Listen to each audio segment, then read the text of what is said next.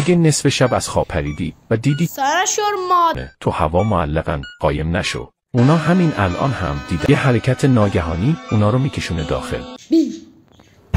فقط کارایی که میگم با دقت انجام بده. آروم پرده رو بکش و همه چراغ‌های خونه رو خاموش کن. فقط چراغ همون رو روشن بذار و واردش شو. حالا باید منتظرشون باشی. اگه از پشت در کسی با صدای آشنا صدات کرد، جواب نده. وقتی صدایی در زدن بعد از 5 بار قطع شد، 3 بار من دارم میری.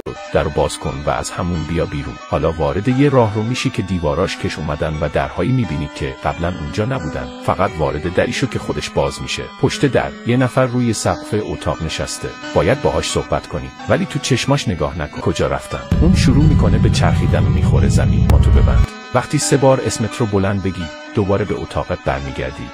عباس عباس عباس عباس. این که چه اتاق بود؟ ای من خار. اگه حتی یکی از قانونا رو فراموش کنی، این دفعه نوبت توئه که تو هوا معلق بمونی. موفق باشی.